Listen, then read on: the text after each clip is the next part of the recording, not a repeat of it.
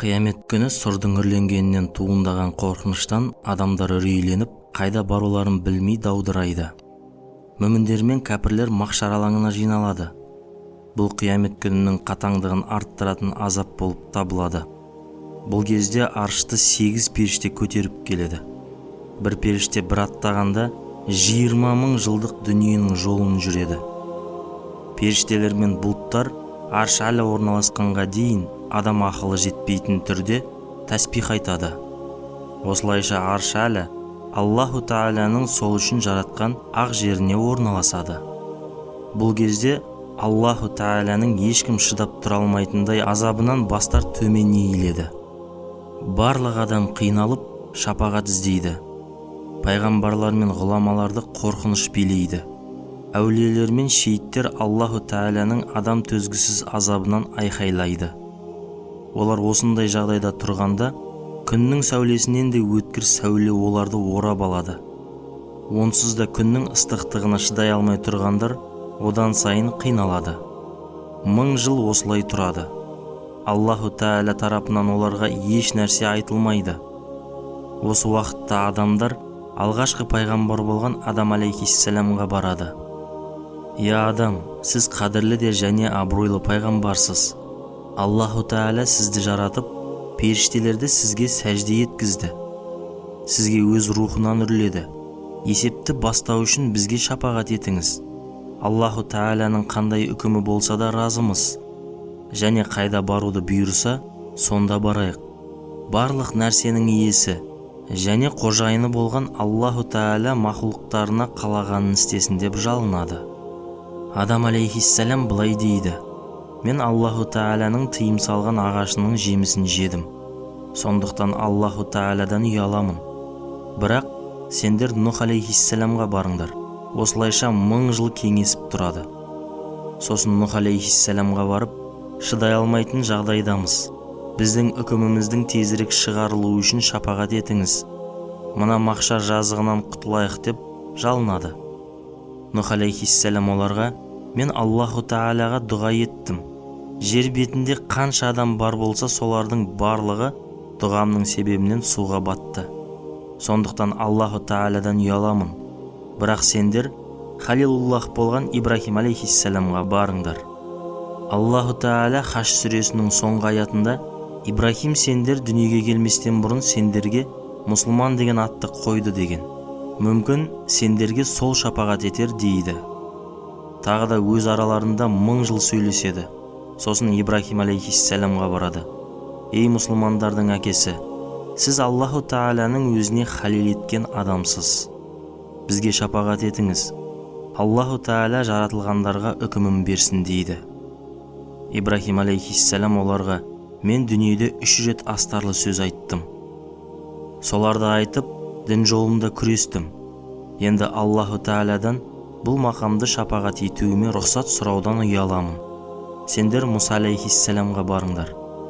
Өйткені Аллаху Тааля онымен сөйлесті және оған рухани жақындық танытты. Сол сендер үшін шапағат етеді» дейді. Осы мәселе бойынша тағы 1000 жыл кеңеседі. Бірақ осы уақытта жағдайлары одан да қиындай түседі. Махшар алаңы қатты тарылып кетеді. Сосын Муса алейхиссаламға барып: «Я Ибн Имран, сіз Аллаху Тааляның өзімен сөйлескен, Тәурат түсірілген пайғамбарсыз. Есепке тартуды бастау үшін бізге шапағат етіңіз. Өйткені бұл жерде тұрғанымызға көп болды. Бұл жердегі сығылыстан аяқтың үстіне шықты» дейді. Муса алейхиссалам оларға: «Мен Аллаху Таалядан Перғауын әулетіне олар ұнатпайтын жаза беруін жылдары бойы тіледім. Кейіннен келгендерге ғибрат болуын сұрадым. Енді шапағат етуге ұяламын. Бірақ Хақ Тааля рақым мейірім иесі. Сендер Иса алейхиссаламға барыңдар. Өйткені нақты білім тұрғысынан расулдардың ең сахихы, мағрифат пен тақуалық тұрғысынан ең күштісі және даналық тұрғысынан ең үстемі сол. Сендерге сол шапағат етеді» дейді. Адамдар махшар азабынан құтылу үшін Иса алейхиссаламға барады. «Сіз Аллаху Тааляның рухымен сөзісіз. Аллаху Тааля сіз үшін Әли Имран сүресінің 45 аятында: дүниеде және ахиретте уәжих, яғни өте қадірлі деді. Бізге шапағат етіңіз дейді. Иса алейхиссалам, менің қауымым мені және анамды Аллахтан басқа илах деп қабылдады. Бұл жағдайда мен қалай шапағат етемін? Маған да ғибадат жасады. Мені ұл, Аллаху Тағаланы әке деді. Бірақ сендер біріңнің ыдысы болып, ішінде нәпақасы болмағанын және аузының мөрлі емес екенін көрдіңдер ме? Ол мөрді бұзбастан, ол нәпақаны алуға бола ма? Пайғамбарлардың ең үстемі және соңғысы Мұхаммед саллаллаху алейхи уәсәлләмға барыңдар. Өйткені ол дағуаты мен шапағатын үмметі үшін дайындады. Өйткені қауымы оған көп рет азап көрсетті. Мүбәрәк маңдайын жарды, мүбәрәк тісін сындырды. Оны жынды деп айыптады. Алайда ол ұлы пайғамбар. Олардың абыройы жөнінен ең абыройлысы, қадірі жөнінен ең қадірлісі. Олардың көрсеткен аяусыз азаптарына Юсуф алейхиссаламның бауырларына айтқан, енді сендердің бастарыңнан қағу жоқ. Әрхамур рахимин болған Хақ Тағала сендерді кешіреді деген аятпен жауап беретін дейді. Иса алейхиссалам пайғамбарымыз саллаллаху алейхи уәсәлләмнің ізгіліктерін айтқан кезде адамдардың барлығы оған тезірек жеткісі келеді. Дереу Мұхаммед саллаллаху алейхи уәсәлләмнің мінберіне барады. Оған сіз Хабибулласыз, арашылардың ішінде Аллахқа ең жақынысыз, бізге шапағат етіңіз, сізден кейін баратын жер жоқ дейді. Расулуллах алейхиссалам, Аллаху Тағала рұқсат беріп, разы болса шапағат етемін дейді. Сура диқати жәләлға, яғни жәләл пердесіне барады. Аллаху Тағаладан шапағат етуге рұқсат сұрайды. Оған рұқсат беріледі. Перделер алынады. Арш алаға кіреді, сәжде жасайды. 1000 жыл сәждеде болады. Содан соң Хақ Тағалаға соншалықты мадақ айтады. Әлем жаратылғаннан бері мұндай мадақты ешкім айтқан емес. Кейбір арифтер Аллаху Тағала әлемдерді жаратқан кезде олардың осындай мадақтар айтуын бұйырғанын білдірген. Махшарда адамдардың жағдайлары бара-бара қиындай береді. Машақаттары мен қиындықтары арта түседі. Адамдардың әрбірі дүниеде сақтаған мал-мүліктерін мойындарына артып алады. Түйенің зекетін бермеген адамдардың мойнына түйе артылады. Айқайлап, ауырлағаны соншалық үлкен таулардай болады. Сиыр, қой зекетін бермегендер де осылай болады. Олардың айқайлаған дауыстары көктің күркіреуіне ұқсайды. Егін зекетін, яғни ұшырын бермегендердің мойнына соншалық егін артылады. Егіннің қандай түрінен бермеген болса, сол түрде егін жүктеледі. Ауыр салмақтың астында олар қатты айқайлайды. Алтын, күміс және қағаз ақша және басқа сауда мүлкінің зекетін бермегендерге қорқынышты жылан беріледі. Олар айқайлап, бұл не деп сұрағанда періштелер, бұл дүниеде зекетін бермеген мүліктерің деп жауап береді. Міне, бұл қорқынышты жағдай. Али Имран сүресінің 180-ші аятында дүниеде қимаған заттары қиямет күні мойындарына тағылады деп айтылған. Тағы бір топ адамдардың әурет жерлері жарақат болып ірің ағады. Олардан шыққан жаман иіс айналасындағылардың мазасын алады. Бұлар зинахорлық жасағандар және харам іс істегендер. Тағы бір топ адамдар ағаш бұтақтарына ілініп тұрады. Олар дүниеде ливата, гомосексуализм жасағандар. Бір топ адамдардың тілдері ауыздарынан шығып кеуделеріне жетіп, өте нашар халде болады. Адамдар оларды көргісі келмейді. Олар өтірік айтып, жала жапқандар. Тағы бір топ адамдардың қарны таудай болып үлкейіп кетеді.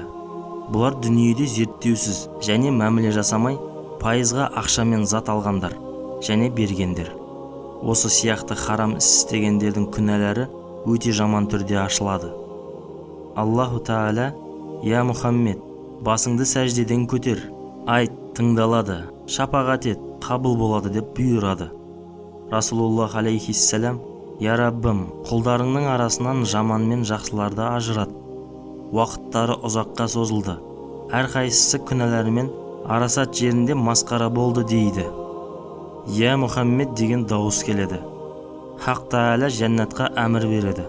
Ол барлық түрлі әшекейімен әшекейленеді. Арасат алаңына әкелінеді. Оның иісінің хоштығы соншалық 500 жылдық жолдан сезіледі. Бұдан көңілдер жайланады, рухтар тіріледі. Бірақ кәпірлер, мүртәттер және мұсылмандарды мазақ еткендер, жастарды алдап имандарынан тайдырғандар және жаман іс-әрекет жасағандар жәннаттың иісін сезбейді. Махшарда Хақ Тағала жәннат пен жаһаннамды әкелуді бұйырады. Сол кезде тозақтың жаман дауысы шығып, күркіреп, от шашып, одан бүкіл аспанды қап-қараңғы ететін түтін шығады. Гүрілдеген даусымен ыстықтығы адам төзгісіз болады. Адамдардың барлығы аяқтарын басып тұра алмай, тізерлеп отыра қалады. Тіпті пайғамбарлар мен расулдар да өздерін ұстай алмайды. Хазіреті Ибрахим, Хазіреті Мұса, Хазіреті Иса Арш алаға асылады. Ибрахим алейхиссалам өзі құрбан еткен Исмаил алейхиссаламды ұмытады. Мұса алейхиссалам ағасы Харун алейхиссаламды, Иса алейхиссалам анасы Хазіреті Мәриямды ұмытады. Барлығы: «Я Раббым, бүгін өзімнен басқа ештеңені қаламаймын» дейді. Мұхаммед алейхиссалам болса: «Үмметіме саламат бер, құтқара көр, я Раббым» дейді. Ол жерде бұған ешкім шыдап тұра алмайды. Өйткені Аллаху Тағала бұл туралы Жасия сүресінің 28 аятында барлық үмметтің Хақ Тағаланың қорқынышынан тізерлеп отырғанын көресің. Әрқайсысы дүниеде істеген істерінің есебіне шақырылады деп бұйырған. Аллаху Тағала Мүлк сүресінің 8 аятында ашуымен қаталдығынан от екіге бөлінетіндей болады деген. Пайғамбарымыз саллаллаху алейхи уәсәлләм ортаға шығып жаһаннамды тоқтатады. Қор болып мүсәпірленіп кері қайт, саған түсетіндер топ-топ болып келгенге дейін дейді. Жаһаннам: «Я Мұхаммед, маған рұқсат бер, өйткені сен маған харамсың» дейді. Арштан бір дауыс: «Ей жаһаннам, Мұхаммед алейхиссаламның сөзін тыңда, оған бағын» дейді. Сосын Расулуллах жаһаннамды Арш аланың сол жағындағы бір жерге орналастырады. Махшардағылар пайғамбарымыздың осы мейірбан әрекеті мен шапағатын бір-біріне сүйінші етіп хабарлайды. Қорқыныштары біраз басылады. Әнбия сүресіндегі 107 аяттың «Сені әлемдерге рахымдылық ретінде жібердік» деген мағынасы осы жерде айқындалады. Қорыта айтқанда, Расулуллах алейхиссалам 6 жерде шапағат етеді. Біріншісі, мақамы Махмуд деген шапағатымен барлық адамды махшарда күтіп тұру азабынан құтқарады. Екіншісі, көп адамды жәннатқа кіргізеді.